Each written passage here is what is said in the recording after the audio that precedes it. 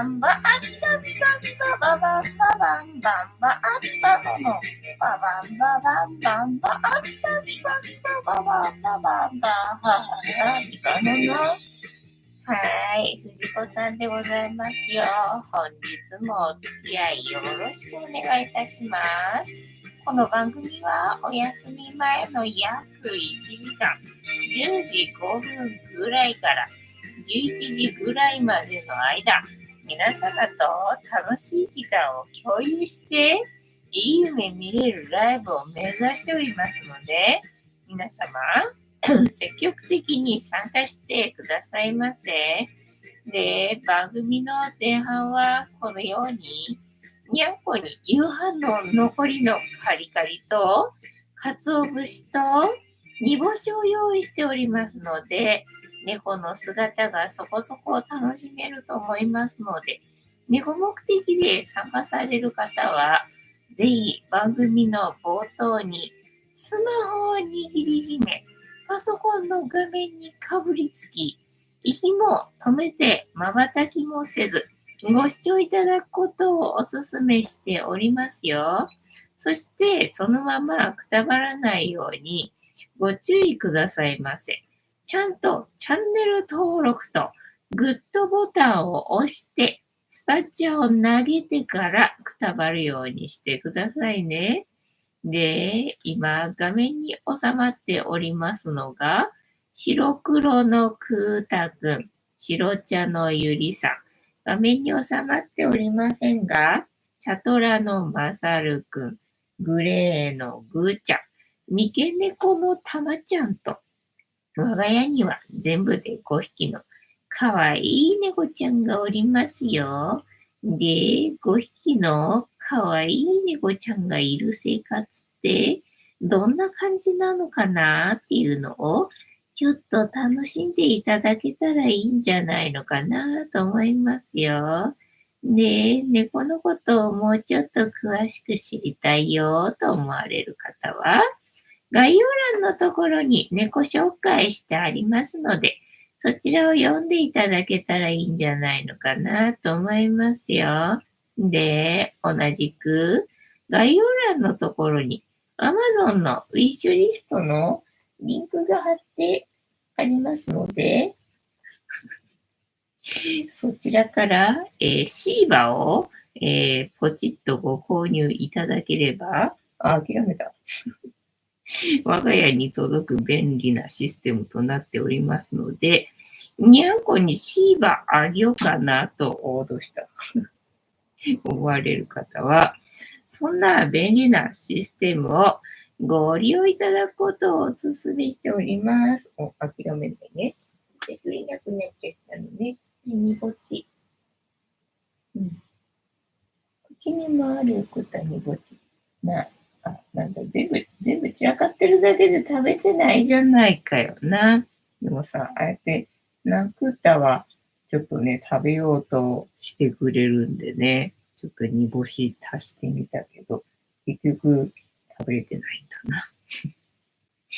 というわけで、1日1個猫に関してのお話もしませんので、これから皆様と一緒に乾杯しようと思いますので、お付き合いよろしくお願いいたします。で、乾杯の時に、ジャスティースって言いますので、たまちゃんいたな。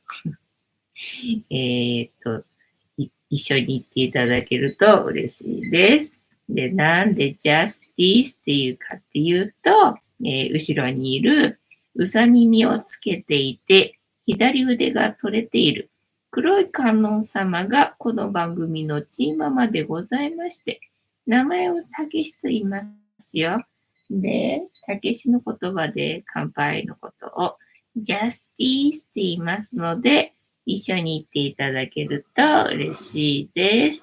では行きますよ。せーの。ジャスティース。はい、クータン。ジャスティース。煮干し頑張って食べてるね。食べられるといいな。まだ口の中には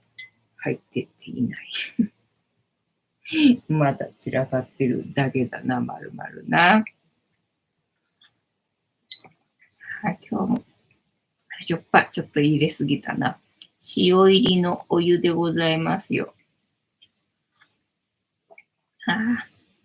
しょっぱ。入れすぎた。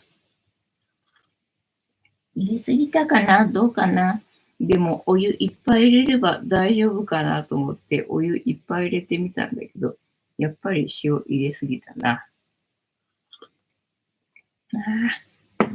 しょっぱ。今日はね、塩入りのお湯でございますよ。ね、だから固形物は、食べないでね、液体で、生活してるんで、お腹が空いたら何かしらのね、スープっていうの、あったかいものだったらちょっと乱されるんで、あったかいものをさ、飲むんでね、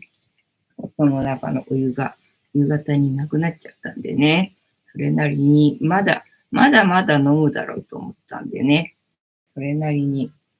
沸かして、いたんだけれども、それっきりね、その後、なんかやっぱりちょっと、おかゆ食べたいかもと思って、おかゆ作ったんでね、結局お湯沸かしたものの飲まなかったんだよね。たまちゃん、今頃来たけど、もう、クータが食べ散らかした煮干ししかないよ。カリカリがここにあるよ。煮干しな。はい。そっちにもね、散らかってんだけど、最近にゃんこ散らかったやつ食べてくんないんだよね。前はさ、散らかったやつからさ、優先的に食べてくれたのにさ、もう全然散らかし放題散らかしてな。食べてくれないんでさ、もう掃除がよっていう感じね。大吉さん、藤子さん、皆様、こんばんは。ボンソワ。本日もお付き合いよろしくお願いいたします。ピオンさん、ジャスティス、22時はだんだん眠くなってきたよ。そっか。だからみんな誰も来ないのか。じゃあそろそろこの番組も最終回を迎える感じになってきたかな。はい。ね、ゆりたん来てくれたんかい？はい、ゆりたんでございますよ。本日もお付き合いよろしくお願いいたします。今日は何したんだっけ？今日は土曜日か。土曜日でな。ゴミの日か。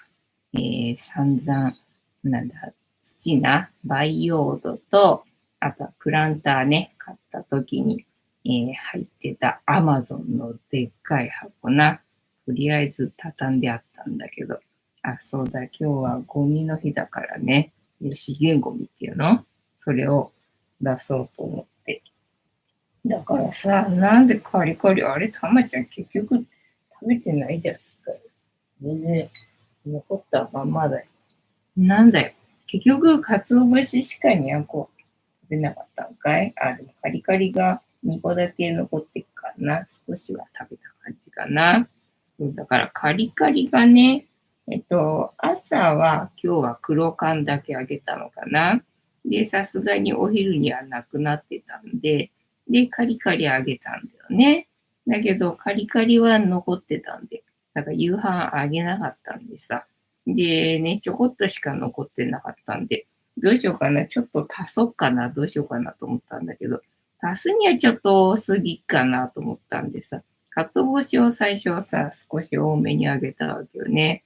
少し多めにあげたんだけど、でもちょっと鰹節はただふわふわしてるだけだからさ、腹ごなしにはなんないかなと思って、で、煮干しはね、クータが、食べようとしてくれるわけよ、さっきみたいにさ。で、あと、抹茶とグーちゃんが時々食べたりするかなっていう感じなんでね。じゃあちょっと煮干しをね、乗せとくかと思って乗せたけど、逆効果だったな。結局、残っちまったな。もったいないな。もうどうしたらいいんだ、これはな。北海道さん、お久しぶりにジャスティスありがとうございます。今日も観光鳥が鳴いておりますよ。はい。で、あと何の話してたんだっけ？ゴミ出ししたよって話。どうでもいい話な。ジャパンさん、ジャスティスありがとうございます。リーダーは何してるのかな？最近だからだんだんね、こたつの中ではなくてみんなな、それぞれ好きなところでね、寝てるんだよね。リタンはどうした？怪しい呼吸をしてたけど、大丈夫かな？見たところなんてことはないんだけどな。はい。で、あとは、今日は一応農協行ったのか。洗濯して、で一応農協行って、なんか面白いもんあるかなと思ったけど、今日は何にもない。あ、あれか、吹きがあったか。吹きがあったけど、それだけだったかな。だから、いっか、みたいなね。吹きはだって、ね、皮むくのがさ、めんどくさいじゃん。だからなんかスイッチ入ってね、すげえ吹きの皮剥きてーみたいなね、なんだ、そんな感じになったら剥けると思うんだけどさ、そうならない限り吹きの皮なんか剥けっかって感じなんで、な、最近なんか売ってるんだけどね、100円なんでさ、まあ買ってもいいかって感じではあるんだけどね。てか、皮むくのだってさ、めんどくさいじゃんみたいな感じなんでね。今日も買わずじまいで帰ってきました。で、今日はスミレの種がさ、最近スミレの種がね、できてるんだけど、あれさ、こう、ぶちまけんだよね、スミレってさ。で、だから、そう、ぶちまける前に種をさ、取りたいと思ってるんだけど、なかなかタイミングが合わなくてね。で、ずっと見張ってるんだけど、ずっと見張ってんだけど、いつの間にかもう弾かれててさ、あーって遅れだったっていうのが続いてて。で、あと残り1個かな、2個ぐらいあるかな、みたいなところなんだよね。それはちょっと確実に取りたいと思って。で、どうやらさ、にらめっこしてたら、種だけ別に出てくんだよね、スミレってね。花とは別で種だけさ、花みたいのが出てきて、で、最初下向いてんだよね。それがなんかね、上向くんだよ。で、上向くといよいよ開きそうなんで、上向いたらどうやら、ね、開くっぽいぞと思って。でね、今日は上向いてるやつがいたから、おう、今日これは弾けそうだぞと思って、これはもうね、最後っぽいから確実に取りたいと思って、今日はずっとそれとにらめっこしてたんだけど、結局今日は弾けなかったんだよね。だから、おいと思って。ずっとにらめっこをしてるとそうなんだよなと思って。だから今までもそうやってにらめっこしてたにもかかわらずいつの間にか弾けてて、おなんだよ、いつ弾けたんだよ、みたいな感じだったんだよね。だからもうこれだけは絶対に撮りたいと思ってずっと今日はさ、ストーカーのようにさ、ね、貼ってたんだけど、全然弾けなかったんで、だからもしかしたら夜中とかに弾けていくかもしれないんだけどさ、だから時間帯もまちまちなんだよね。いつも午前中とかさ、なんかね、午後ぐらいとかさ、決まってればさ、その時間注意してんだけどさ、なんかずっと張っててもなかなか今日みたいにね、弾けないし、で、見たらいつの間にか弾けてるし、みたいのでね、なんか時間帯まちまちっぽいんだよね。スミレの種取るのって、そんなに難易度高かったのかと思ってさ、そんなスミレの種何度も今まで道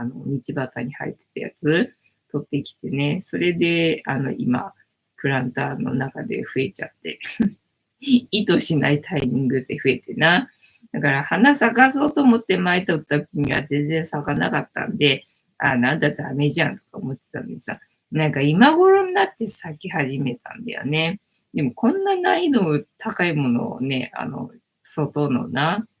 雑草から取ってきてたのかと思ったら、なかなかすげえタイミングだったなってね、改めてなんか感心してしまった。カニタさん、こんばんは。ジャスティス。ありがとうございます。今日はカニタさんは何をして過ごしたのかな？ね、ランチに行ったのかな？動画の編集をしてたのかな？それともね、だらだら過ごしたのかな？だらだら過ごすの最高よね。今日はまあね、だらだら過ごすっていうかさ、なんかね、歯医者さんの動画が最近よく上がってくるようになっててさ、歯医者さんとか、あと歯科関係のね、動画がよく上がってくるんだけど、昨日だったかな、今日だったかね、なんか、その歯科医の2人のお兄さんが、その、歯科関係の動画を見て、なんか、解説する的なやつがね、なんか結構面白くて、それ見てたかな、みたいな。あとはね、意外と若いんだけど、なんだ、総入れ歯の人とか、なんかあと入れ歯女子っていうのがあるらしくってさ、なんか入れ歯女子ですみたいな人の動画。だからなんで入れ歯になっちゃったのかなっていうのが気になって若そうに見えるのにね、総入れ歯だとかっていうからさ、なんで入れ歯になっちゃったのかななんていうのが気になって、なんかそんなん見てるとさ、なんか入れ歯女子の動画とかさ、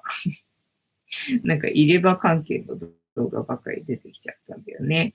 で、確かに今まで入れ歯についての知識は全くゼロだったんだけど、それのおかげでなんかちょっとずつちょっとずつ、なんか入れ歯に関してのね、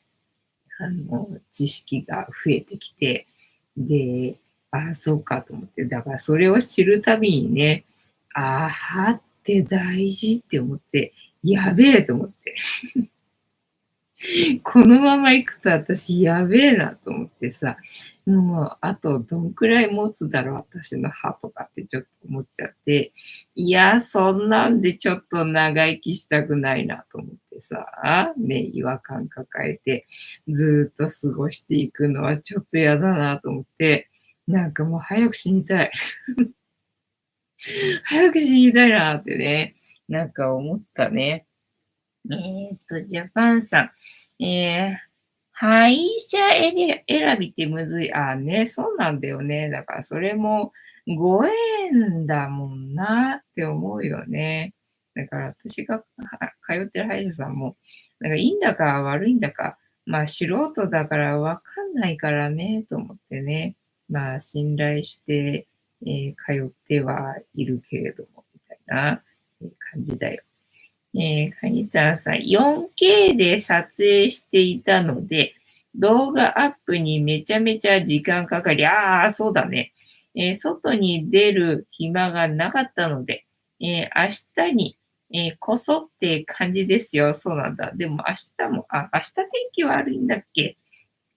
天気悪いっつっても夜からだったっけね。なんか天気良くなったり悪くなったり、予報がコロコロコロコロ変わるよな、またな。例えば地震あったよな、今日な。地震あったと思うんだけど、また私がさ、いつも通り微動だにせず、普段通りの生活をさ、続行してたんでさ、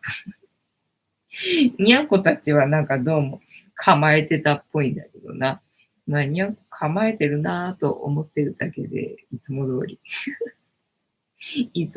過ごしてたな。今日の地震は何だったんだろうな。ジャパンさん、入れ歯って、薬物経験者とかかも、そうそうそうね、いろいろ、そう、あるんだよ、パターンがさ。だから若そうに見えるっていうか、実際若いんだけど、30代だけど、そういればです、みたいなね、入れ歯女子とかって結構ね、動画で上がってくるんで、そうなんだ、世の中そんなにね、入れ歯の人っていたんだな、なんて思って、そう考えると、この年までね、そういう思いをせずね、美味しいものを食べてね、ご機嫌で過ごせてたっていうのは、まあ、ありがたいことだったよな、なんてね、思いつつな、そう、それで、歯科医のお兄さん2人がね、歯に関しての、たまちょ、クータに必要に親切にされて、その上げてどっか行ってしまったな、解説してる動画で、やっぱりあったんだよね。なんか偏見があるみたいっていうので、入れ歯の人って、そういうシンナーとか、やってた、あれか、ノリピーだ。なんか芸能人が、実は入れ歯の芸能人とかっていう動画を上げてる人の動画を見て、いや、これはああだこうだって言ってる動画を今日は見てたわけよね。で、それでノリピーが出てきて、で、ノリピーは、なんだっけ、麻薬をやってたから入れ歯だとかって、元々の動画で解説してて、で、その司会の2人がね、いやいやいやいやって言ってね、なんか偏見だっつって、なんかシンナーだったらまああるかもしれないけど、麻薬ではないよって。で、結構みんななんだろう、偏見すごいなっていうのでね、その入れ歯っていうのはどうやらね、みんな、なんだ、人工物ね、天然の歯ではない、何かしらの人工物のことを全部入れ歯だと思ってるっぽいなっていうのがね、なんかそれを見てて分かって、あ、そうなのかなるほどと思ってね。で、まあ、若い芸能人の人とかは、まあ、綺麗にするために、歯をね、セラミックにしてるっぽい感じだったんだよ。その、歯医者さんが説明するにはね。だからその元の動画では全部入れ歯っつって、全部入れ歯になっちゃってたんだよね。雑いな、この動画、みたいな感じでね。なんだろう、これ AI に作らしてんのかねみたいな感じでさ、あ、なるほどな、とかって思ってさ。で、まあ、大概の、まあ、芸能人はその歯を美しくするために、まあね、セラミックにしてる。これもセラミックだろみたいな感じで。ただ、デビー夫人は、まあ、これはそういればだろうな、つってたから。あ、そっか。まあ、確かにそうだよね。年齢で言ったらね、まあ、そういればでおかしくないだろうね、みたいなね、感じで、そっか、みたいな感じだったけど、それ以外の人は別に入れ歯じゃなくってセラミックだね、みたいなね、そんな感じだったね。で、足立由美は、入れ歯じゃないけど、なんかね、やっぱり足立由美も入れ歯っつってその動画では解説してたんだけど、入れ歯じゃなくって、やっぱり何かしらの、差し歯的なね、処置をしたみたいなんだよね。要は子役で歯が抜き替わるんでね、歯がない時期があるはずなんだけど、テレビ的にね、歯がないのは困るんで、で、そういう処置をね、結構、若いタレントさんっていうのかな、まあ、子役からやってる人は、なんかそういう処置することあって、で、自分もそれやったことあるから、まあ、それのこと言ってんだろう、みたいなこと言ってたんで、ああ、確かにそうだよね、と思って、子役からやってる人はそうだよね、歯が抜け替わる時期あるもんね、なんて思って、ああ、そっか、子供でそういうね、処置をすることもあるんだな、なんて思ってね。いや、改めて芸能人の方はな、大変って思ったかな。カニタンさん。甘いもの依存でそうだね。虫歯になったりするから、歯には生活が出てくるかもね。そうそうそう、そうなんだよな。酸に溶けるから、コーラや酢を飲んでも、溶けたりする。そうそうそう。だから今後ちょっとね、甘いものはやっぱり、やめようというか、まあ、もし飲むときにはストローをね、使うとか、あとはまあ飲んだらすぐにね、なんだろう、うがいするだとか、なんかちょっと気をつけたいなって今日は思ったね。思ったね。だから今後はどういう生活をしていけば少しでも長く自分の歯を保てるんだろうなぁなんてね、ちょっと考えてる日だったね、今日はね。ジャパンさん。通訳の一平も歯綺麗になってた。あ、そうなんだ。人の金で綺麗になってたんかね。そう。で、あとなんだっけ、入れ歯女子のね、今日見てた人のは、なんかね、最初、ショート動画で出てきたんだよ。なんか、ビジュアル的にチャラチャラしたっぽい感じの人だったんだけど、なんか入れ歯だっていうね、話をしてるので、で、この人はなんでね、入れ歯になっちゃったのかなっていうのが気になって、その人のチャンネル行ってみたら、すんごい動画いっぱい出しててさ、どこでどうして入れ歯になっちゃったのかっていう話をしてるのかがわかんなかったんだけど、まあ、でもたまたまね、見っけた動画をクリックした動画で解説してくれてたから、あ、そうなんだと思ってね、全然入れ歯のことって知らなかったじゃんっていうので、その人もだからね、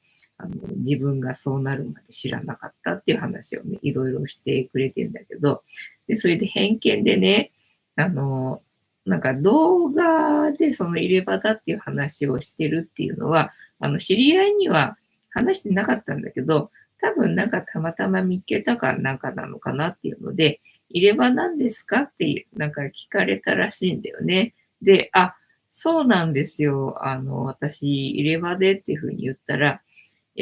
なんか臭そうとかって言われて、なんかすげえショックだったっていう話で、あ、確かにそうよね。入れ歯って言ったら、ほら、老人っていうのが思い浮かぶからさ、老人ってなるとなんか口臭そうっていうイメージ確かにあるからね。なんか入れ歯イコール臭そうっていうイメージは確かにあるけど、入れ歯は取り外して洗えるからね、逆に清潔だよっていうので、だから自分が他の処置にしないで、インプラントとかにしないで、入れ歯を選択して、良かったっていうふうにね、言ってて、でね、臭そうって言われて、で、あと、歯磨かなかったのって、言われたっていうので、で、いやいやいやいやっていうのでね、自分は接客業で、しかもその人なんか美容師かなんだよね。美容師だかなんかで、見てくれにはね、子供の頃からずっと、なんか結構気を使ってる人だったみたいなんだよね。なんか美容整形もかなりやってるみたいなんでさ、そんな動画も上げてるっぽかったんで、そっちは見てないんだけどさ。だから、なんだ、美容関係にはかなりなんか気を使ってる人っぽくて、で、歯もね、3回磨いてたって言ってたね。なんだ、下磨きして、で、本磨きして、で、なんか仕上げ磨きして、みたいな。だから1回の歯磨きで、3回磨くみたいな、なんかそんな磨き方をしてたらしいんだよね。でもまあ、それでも近所の、歯医者さんで、虫歯になった時に、治療を受けてたんだけど、ただその歯医者さんとなんとなくちょっと折り合いが、なんか合ってなかったっぽいっていうのでね、まあその時に気づけばよかったんだけど、でもまあそこに通ってたらしいんだよね。でね、銀歯が、3つ、奥歯がね、銀歯3つかぶさってたらしいんだよね。かぶさってたんだけど、その中の、歯が腐っちゃってたらしいんだよね。で、なんかちょっと不具合がある気がすると思って、で、まあ違う歯医者さんに行った時なのかな、なんかその銀歯のところが、なんか不具合なんだけど、みたいな、外してもらえます、みたいな感じで、でね、行ったら、外してもらったら中が腐ってて、で、これは抜かなきゃダメだねっていうふうに言われて、で、抜きたくないって言ったんだけど、じゃあちょっと見てみますって言われて見せてもらったら、これはダメだ。これは確かに抜かなきゃダメだねってことになって、で、3つとも全部同じ状態だったので、で、3つ抜くことになったらしいんだよね。で、3つ奥歯がないと、とにかく物が噛めないと。そっかと思ってさ、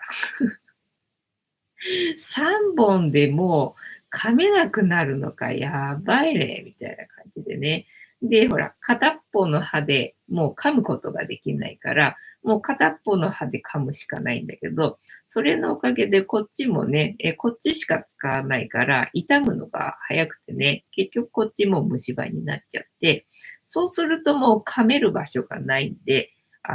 入れ歯かなんかしらね、するしか方法がなくってっていうので、で、入れ歯になったよっていうのが、きっかけらしいんだよね。だから、歯は磨いてたし、臭いのは、洗えるから臭くないしっていうね、説明をしてて、で、へえと思って、で、一番、そっか、それは眼中じゃない、考えなかったなって思うのはさ、要は入れ歯っつうとそう入れ歯っていうのがさ、イメージ的にあったからね。もう入れ歯作ったらもうね、それで一生その入れ歯使って過ごすのかななんていうふうに思ってたんだけど、ね、部分入れ歯なんだよね。そう入れ歯になるのは本当にもうね、手の施しようがなくなった時に、そう入れ歯にするっていう感じなんで、だいたい部分入れ歯というか、全体にこういう感じのワイヤーではあるんだけど、抜けてるところだけにその入れ歯の刃があるみたいな感じでね、なんかパカッとはめて全体に刃があるみたいな、なんかそういう感じなんだよね。なので、どっかしらの、その今残ってる歯も虫歯になると、治療するじゃんか。で、治療すると、もう今まで使ってた、入れ歯が合わなくなるから、入れ歯もまたね、作り直しになると。だからね、治療するたんびに入れ歯作り直しになるんだよねっていうので、一回作って終わりじゃないんだよっていうのでさ、知らなかったじゃん、そんな話っていうのでさ、確かに、確かになと思って、そっかと思って。入れ歯のデメリットっつったら、そこか、みたいなんでさ。ねえ、なかなか、いや、もう、歯って大変。歯って大事と思って、やばい、もう生きていきたくないと思った。今日はな。カニタンさん。ポリデントの CM のせいでは、そうそうそうね。おじいちゃん臭いっていうセリフがイメージ、そうね。それだよな。北海道さん3回も包丁を研いでるみたい。包丁を研いでる。カニタンさん、ドミノみたいね。ドミノ倒しってことかな。北海道さん、食レポで歯がなくても食べられるって言われるものを食べましょう。それで、なんか質問で、硬いものは食べれるんですかっていう質問に、なんか答えてる回もあったんだよね。で、なんか食べれるっちゃ食べれるみたいな。ただ人によって、その入れ歯がぴったり合ってる人っていうのは、なんか何でも食べれるらしいんだよね。で、入れ歯がちょっとでも合ってない人っていうのは、まあ、あれが食べれないとか、これが食べれないっていうのが出てくるっていうのでね。で、自分はまあ割と硬いものでもまあ食べれる。ただ今ちょっと入れ歯がまた合わなくなってきちゃってて、なんか今2代目らしいんだけど、2代目なんだけど、なんかちょっと隙間が出てきちゃってて、今あんまりみたいなね、状態らしいんだよね。だから3代目作るときは、なんかどういうところ気をつけて作ろうみたいな話をしてたんだけど、で、お母さんも、入れ歯だったんだって。で、おばあちゃんも入れ歯で、で、お母さんが入れ歯になった時のことを覚えてて、で、それを見てたんで、なんか、それと自分とは、なんかね、全然違うみたいな、なんかそんな話聞いてなかったみたいな、なんか話をしてて、そのね、入れ歯一回作って終わりじゃないっていうの知らなかったよねって話で、本当そうだなと思ってさ。本当そうだなと思ってな。んで、なんかね、そう、合ってる人は食べれるし、で、自分のお母さんは、タコ、イカ、パスタが食べれないって言ってて、で、パスタがわからないんだけどって言ってたんだけど、まあ、要は、弾力のあるな、噛んでも噛み切れないものがね、おそらく食べれない。要はこの噛む力っていうのがね、弱くなっちゃうんだと思うんね。なるほどと思って、なんか人によって食べれるものと食べれないものが違うよって話をね、してたよね。あと何だったっけ今なんか思い出したけど、そうそう、滑舌ね。滑舌がそう、悪くなるっていうので、どうしてもね、いっていうのがつく言葉、いきしちに、とか、なんか言ってたかな。なんか、いがつくのが発音しにくくなるんだっていうので。で、それで、この人入れ歯だなっていうのがバレちゃうんで、なんか自分はわかるっつってたかな。バレちゃうんで、だからすごいね、そこは、発音のね、練習をめっちゃしたって言ってた。だから虫歯じゃない、入れ歯になった人は、それね、発音練習しましょうみたいなこと言っててね。もう本当そうだよね。そんなの抱えてずっと生きていくのかと思うとさ、もう嫌だねっていうふうに思ったね。読んだな。はい。というわけで、タロットカードタイムでもいいか。ごめん。さっき喧嘩してたたまちゃんとクータだけど、今はくっついて寝てるね。珍しいね。珍しいって言っても最近はクータはたまちゃん狙いだったんだよな。たまちゃんはクータあんま好きじゃないみたいで、さっきみたいにさ、拒絶してたからさ。結局こうやってくっついて寝てることはほぼないんだけどさ。珍しく今日はクータとたまちゃんがくっついて寝てるところが可愛らしいな。前にクータとたまちゃんが写ってるさ、写真をさ、探したことがあったんだけどさ、とにかく猫の写真がすっげえたくさんあるわけよね。すっげえたくさんあるんだけど、たまちゃんとクータが一緒に写ってる写真が全然なかったんで、それでさ、うちの子はみんな仲良しだからね、助かるわ、なんて風に思ってたんだけど、あれと思ってさ、そこで初めて気がつくわけよね。もう何年も経ってるっていうのにさ、ねえ、あれ、クータとタマちゃんが一緒に写ってる写真がないぞっていうのでね、あれ、これはって思ったわけよ。で、見てみたらね、ほんと、クータとタマちゃんが一緒にいる時がなくて、ただまあ、そもそもクータはずっとね、ユリタンの、ストーカーだったわけよ。ずーっとユリタンにくっついてたわけ、クータはね。で、タマちゃんはいつも一人でね、いる感じだったんで、みんながこっちの部屋にいるときは、タマちゃんがあっちの部屋にいて、で、あっちの部屋にみんながいるときは、タマちゃんがこっちの部屋にいて、みたいな。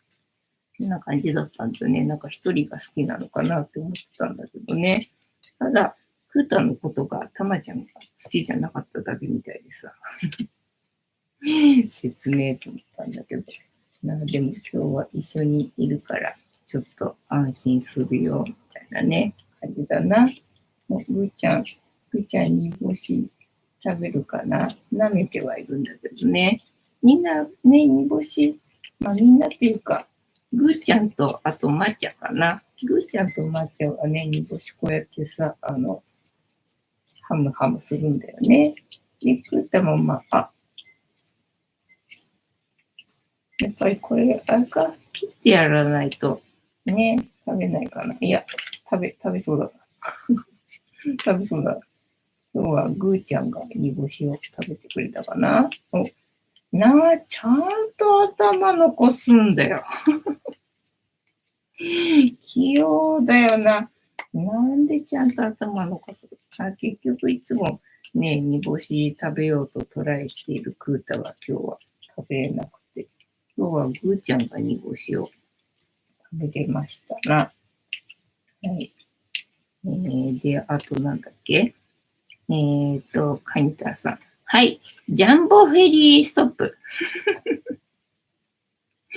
ジャンボフェリーのワード入れないとやっぱり人来ないもんなんだな。はい。というわけで、大樹さんも、はい。ラインデリアストップありがとうございます。では、皆さんからストップの書き声いただきましたので、ここから6枚置きまして、7枚目のカード。今の私たちに必要なメッセージいただこうと思います。お、2個食べたね。で、いきますよ。せーの。1、2、3、4、5、6、で、7枚目のカード、本日はこちらでございます。せーの、じゃじゃん。おっと、タワーだ。タワーのカード出た。昨日だったっけ運命の輪のカードが出たのってね、なんかいいカード出たねっつったら、また今度は真逆のカード出たの。激しいな。お、結局ここに残ってるから。あれでも頭食べたのかな。うん。どうした今度は。ふーちゃんが、今度はまっちゃんのことを攻撃してるみたいだな。どうもみんな仲良くできないのかな。まあ、ほぼ仲いいから、まあいいかな。たまにはそういうこともあるよな。今日はタワー、これもダイアルカナか。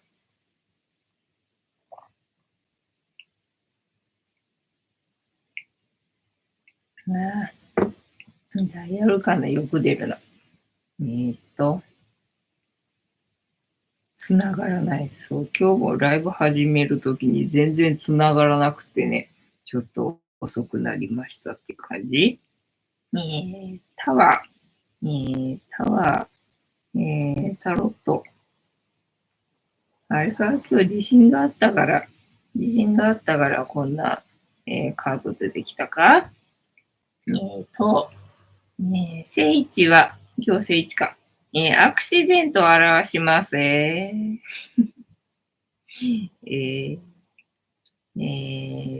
の基本意味。塔は新たな創造を生み出すための破壊を表すカード。高いタワーに雷が落ち、崩れるタワーから人々が落ちてきます。そしてその表情は予想もしていなかった出来事への、衝撃が現れています。ショッキングな風景ですが、破壊と創造を繰り返してこそ人生も物事も発展します。すべてが崩れれば遠くまで見渡せるほどに視野が広がるのです。また16にナンバーを持つタロットである塔のカードは日常生活の中に現れる障害、基地を今日に転じる力についてもメッセージを送っています。じゃあ転じるんじゃ昨日のカードの続きみたいな感じだな。塔に書かれたシンボルの解釈、落ちる王冠、力を失う、大きすぎる野心、おごり高ぶった心、塔に命中する稲妻、予想もしないアクシデント、突然の災害、驚く出来事、崩れゆく塔、固定概念、生活の基盤、プライド、はい。キーワード正一。激変。変わるんだな。生まれ変わるんだな。はい。無意識のうちに積み上げた思い込みや自分の中の常識を崩すには外的要因が一番の力になる。当の聖地の意味は安定していたものが突然一瞬にして崩壊したりを備えてくれってことかな。備えよってことか。形を変えたりすることを表しています。また、衝撃的なほどのインスピレーションが湧く場合もあるでしょう。キーワード、アクシデント、予想外の展開、激変、ショック、電撃的な出来事、崩れる、我慢が限界に達する、悩み別読み解き例恋愛、突然の別れ、電撃結婚、仕事、急なトラブル、突然の転職、対人、雨降って地固まる可能性、決断、すべてを一新させる覚悟が必要。はい。えーっと、キャラクターに当てはめて読み解く聖地。破壊願望を抱いている。なるほど。死にたいとか言ってたからか。突然何もかもどうでもよくなり、壊したくなる。はい。革新的なアイディアで、新しい価値観をもたらす。何とかした状態に大きなインパクトを与える人物。はい。深読み。22枚ある大アルカナの中で、悪魔と塔の2枚だけは背景が黒。タロットで黒は警告や邪悪を意味する。悪魔では執着や誘惑が強かった。その次のカードである塔は、悪魔の束縛から解放されていると考えられています。まとめ。状況を激変させるエネルギーを表すカード。正位置なら強烈なほどの一瞬の衝撃を表すカードでした。塔は発展のためにきっかけは時には外からやってくると伝えています。正位置の場合は失ったものを深追いするのはやめましょう。はい。というわけで本日のタロットカードの意味調べるの会はなんだ、去るもの追わず違うどういうことまあなんかね、固定概念をね、なんだ、壊すとか、そういう感じはい。なんかこれ固まった考えはありますでしょうか参考にしていただけてたら幸いでございます。カニタスレラ、北海道さん。入れ歯女子をググったら、脇毛女子が出てきる。世の中いろんな女子がいるようですね。なんかいろんな言葉があるよな。風呂キャンセル界隈とかさ。風呂キャンセル界隈ってどういうことよ。どうしてそういう言葉が出来上がるのかなっていうのが、すげえ謎な。カニタンさん、マジですか。脇毛女子、最近はあれか、独身が多いからか、結婚しないから、ね、女子も毛が生えてても、ね、文句言われることないから、脇毛生やしててもいいじゃん、みたいな、そんなことか北海道さん、さては、カニタンさん、ググってますね。そうだな。北海道さん、大田区は震度1みたいです。そんなちっちゃかった。なんか割と今日は揺れたかなと思ったけど、2ぐらいはあったかなと思ったんだけど、1じゃね、1じゃそんなにゃんこ構えることもないじゃないかっていう、そんな震度だけどな。カニタンさん、こんなご時世なんですね。脇毛上司。ググった脇毛女子ってなんで、脇毛なんだろうな。いろんな女子がいるよな。入れ歯女子なんて言葉も最近知ったしさ、そうなのかと思って。で、まあね、若いのにそういれば、人は、なんだっけ、摂食障害摂食障害で何回も、生えてるうちに歯が溶けちゃってね、で、もうダメで、ボロボロで、歯がボロボロで、もうね、抜くしかないよっていう状態になって、でね、そういればになったよっていう人がいたね。で、あと今日見てた人は、なんか自殺したのかな飛び降り自殺したみたいなんだよね。なんか6階からジャンプしてって言ってたね。6階からジャンプしてって話で。で、なんかね、大怪我を負ったらしいんだよね。大怪我を負って、だから骨も、顎の骨も、なんか頭蓋骨で止めて、みたいな。だから、自分はインプラントは、まあ、そういう兼ね合いもあって、無理だからっていうので、まあ、入れ歯一択だったと。入れ歯一択だったけど、でもまあ良かったよっていうのでね、インプラントにはしたくないよっていう話で。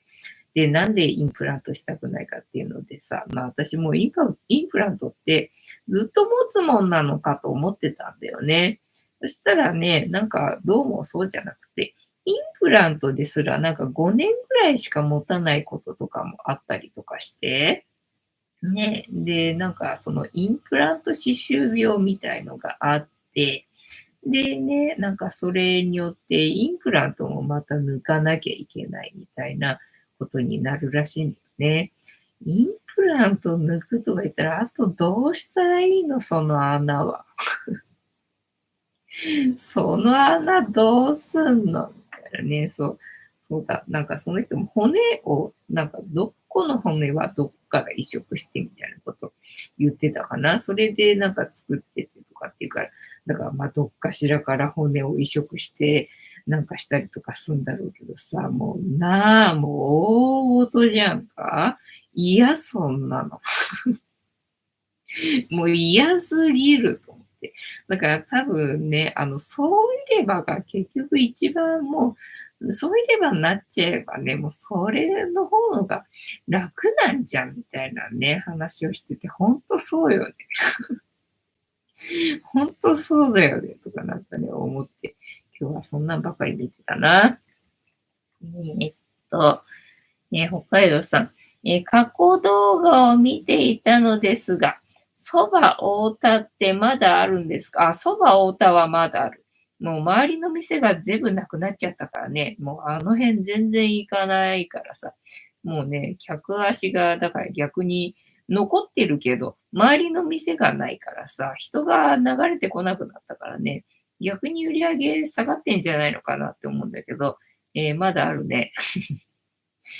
最近物価の高騰で、キャベツが一玉1000円マジかとかで、飲食店は大変みたいですね。なんかキャベツが高いってそういえば、つい最近聞いたな。昨日だったか、今日だったかな。なんかキャベツがすっげえ高いらしいじゃんか。なんかでもスーパーではまあ確かにね、今までよりはちょっと上がったなとは思ったけど、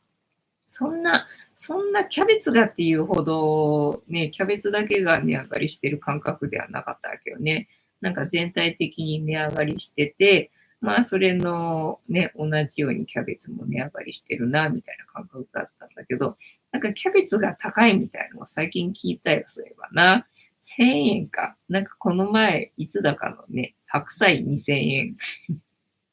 白菜2000円と同じような現象が起きてるんだな、そしたらな。じゃあ、母さん、絶対嫌ね、絶対嫌よね。インプラントにしてさ、ね、まあ、5年持てばいいかも、みたいな、もっと短い場合もあるみたいでさ、もうそれでさ、ね、抜かなきゃいけない。で、ほら、インプラントだと何十万とかするわけでしょ？一本何十万とかするのがさ、まあ、5年とかしか持たなかったとして、そうするとそれ抜かなきゃいけないとか言って、もう嫌すぎるっていうのでね。だからもうそういうのが嫌だったんで、インプラントはそもそもしたくなかったんだけども、まあね、自分は入れ歯一択だったんで、まあ、インプラントにはね、しなくて済んだんで、よかったよって話してたな。北海道さん、そういればは絶対嫌だね。まあ、そういればもう嫌だけど、そういればも嫌だけどな、その部分入れ歯っていうの。で、ね、不具合が出るたびにさ、入れ歯作り直さなきゃならないっていうのはさ、ねえ、それはそれで、だってもう大変じゃんか。合う入れ歯だったのにね、また作り変えて合わない入れ歯になっちゃったりとかさ、もうそういうのな、めんどくさいな、とかちょっと考えちゃったのね。はい。北海道さん、入れ歯だけに白菜。藤子さんに座布団1枚ありがとうございます。スパチャよろしくお願いいたします。というわけで本日も竹縄ではございますが、いいお時間になってまいりましたので、そろそろお開きにさせていただきまして、調子が良ければ11時ぐらいまで可愛いなくだ毎日のようにやっておりますので、お時間合うときはお付き合いいただけると嬉しいです。で、私の人生の目的は、私の笑顔で私とみんなを幸せにすることですので、チャンネル登録がまだの方は、チャンネル登録とグッドボタンを押して、スパッチャを撫でといていただけると、私が笑顔になりますので、よろしくお願いいたします。あと、ご無理でなければ、お友達へのシェアもよろしくお願いいたします。猫の姿が物足りなかったよって方は、このチャンネルには猫の動画がいっぱいありますので、そちらを全部見といていただけたらいいんじゃないのかなと思いますよ。カニタンさん、ナイスパありがとうございます。というわけで、本日もお付き合いありがとうございました。次回も見てくれるかな。おまちゃんが来たよ。スクールメイツだな、やっぱりな。はい。はーい。いいとも。じゃんけんぽい。はい。ではでは、いい夢見てね。おやすみなさい。バイなら。